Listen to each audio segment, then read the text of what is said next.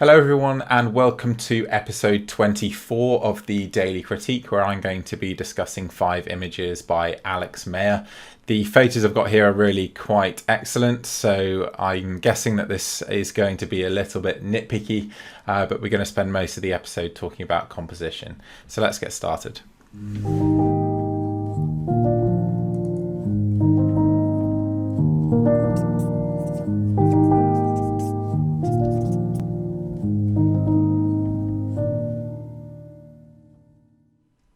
So these are the images that Alex sent in. By the looks of them, they're taken in the Alps, and so we'll go through them one by one in Photoshop. And we'll start with this one. I love reflections. I love photographing water because it creates this amazing connection between the ground and the sky. In fact, I read a photographer called David Ward first introduced me to that concept, and I think that is what makes water so magical in photography, that you get this really strong link, and it helps tie the colors together quite often as well, and particularly at sunset, when quite often you can have a fierce red sky, for example, but a green landscape, and it just looks at odds with one another, and a reflection can really help that kind of scene work. But as for this shot specifically, I think it's been really well executed. I guess this is taken in the evening or the early morning. Well, it would have to be one of the two, I guess. But one of the interesting characteristics of this shot is that the highlights have been blown out in the center of the frame here, which would normally be a bit of a no-no, but in this case I think it works absolutely fine, in particular because the highlight roll-off is really nice and soft, so it doesn't look harsh in any way. It doesn't look like colors have been blown or clipped. And so that just creates a natural sense of brightness in that central portion of the image, which I'm absolutely fine with. And in terms of the general balance, well, we've got one clear focal point, this incredible mountain here, and the reflection itself effectively acts as a focal point. It certainly draws people's interest very naturally. I would say that this rock on the right hand side is just a bit too extreme, and I'd probably just crop off that right hand side as you see it there. In fact, maybe I just need to fit this image on the screen properly. So I'd lose some of that because it just comes too far above the mountain, and I think by eliminating that portion of the rock there, you just bring a bit more balance to the scene as well, because the left hand side is struggling to hold off that right hand side, and I think that small change does just help in that regard. Right, this one is absolutely stunning. Autumnal colours. I guess these are larch trees. I did notice one weird thing looking at the raw file. In fact, maybe we'll just skip to that quickly. I think this is taken with a Fuji XT20, and the fine detail is very strangely rendered. So this is the raw file here. And if I go to 2:1, that's maybe make it more clear. You can kind of see like a plasticky texture to the rock. It's really quite strange. And you can see similarly, this almost looks like melted wax, the cliffside here. So that's a bit strange seeing that in a raw file, and I can only assume that is, in fact, it's even worse up here, look, in this cloud. I can only assume that's Lightroom's interpretation of the raw file. So maybe I'm doing something wrong in using Lightroom for these files. But anyway, the scene here is really, really lovely. Fantastic range of colour, really tastefully processed too. You've got amazingly vibrant yellows and oranges, but they're not overbearing, they're not clipped, and so they look lovely and fresh, but also rich and deep and natural. So that's been really well handled, and the colour in the water here has been nicely enhanced too. It is there in that original raw file, but it's been enhanced in a very tasteful way. I think there's many photographers who'd be tempted to do something like this to the water and add a massive saturation too, and then just mask the whole lot off. Something like I will just quickly demonstrate something like. Set that to 0 and then just paint all that color in, and I see so many shots where people have absolutely trashed the subtle blues of these scenes by doing something akin to that kind of adjustment there, and it just absolutely ruins the scene. And this soft powder blue that's just been subtly introduced is really beautiful, and it's really clear too, so it just doesn't need that extra pop that many might be tempted to give it. So really like that there. The mountain there, absolutely spectacular peak, and I like how it's vanishing into the cloud in this case, because you can see from the way the lines converge roughly where the summit is going to be, and so it's not really a problem in that sense. The tree here isn't ideal. It is a bit bigger than you would want. I mean, if it were just a smaller tree ending somewhere here, then I think that would be more effective, but it also isn't a huge issue. So really love that photo. Amazing depth, feels very wild and very natural, so well done there, Alex. Okay, on to this snow scene, either sunrise or sunset again, I guess.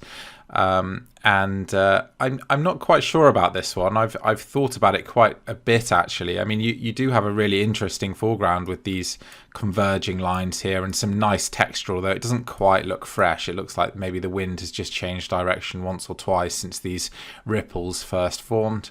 But everything converges nicely into the center, but then there's not quite that, I don't know, the connection, I guess, between the way those lines converge and the ridge line at the top. And perhaps it's partly that the ridge line at the top isn't amazingly pronounced. Maybe a sort of gigantic towering peak here might make that connection more apparent. But that said, it's really nicely balanced, and whilst I'm not sure it's absolutely perfect in leading the viewer through the image, it is very beautiful. The light again is handled absolutely perfectly.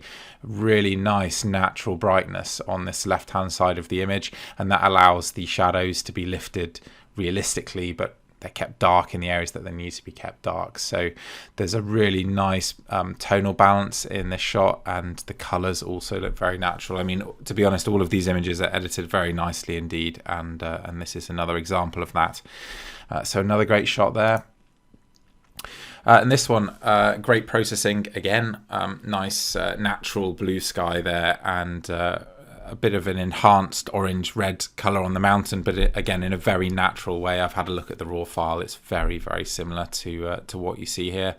Compositionally, it does feel a little bit right heavy, because you have this huge massive rock on the right and your foreground reflected rock also on the right. So the left-hand side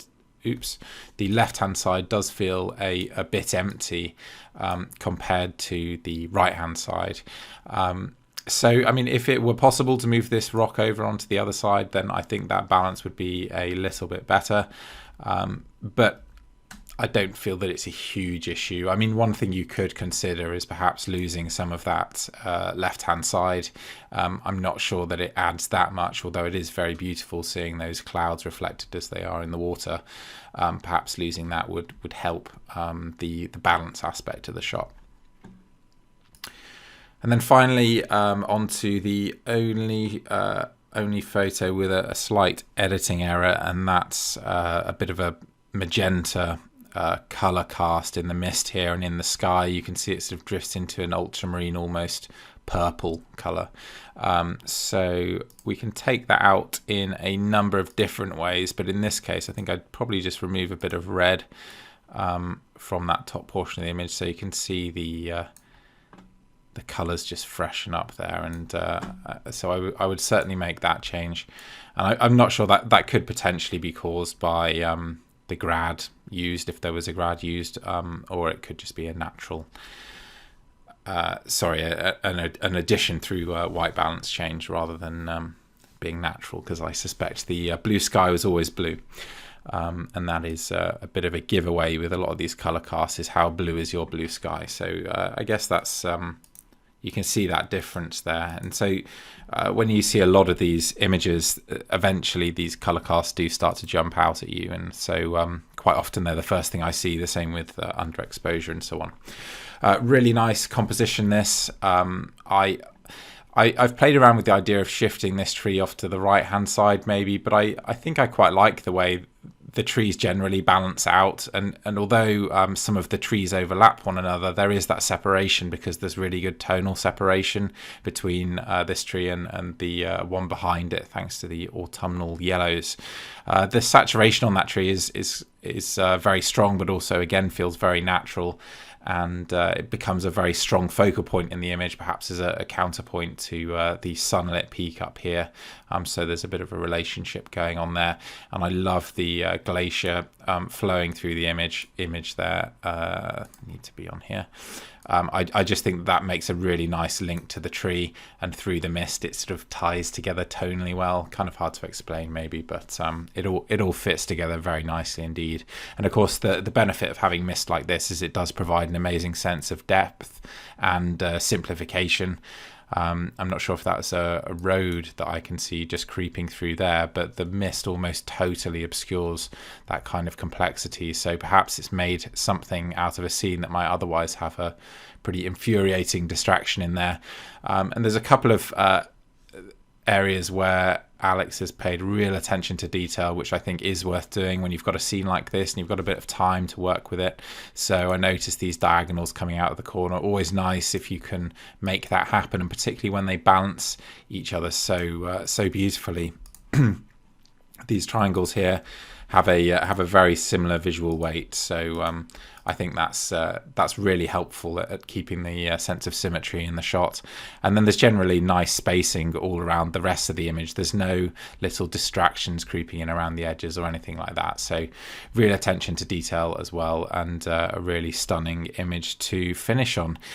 So thank you very much for sending those in, Alex, and not too much to critique there, I'm afraid. Just a nice set of images, a really nice set of images.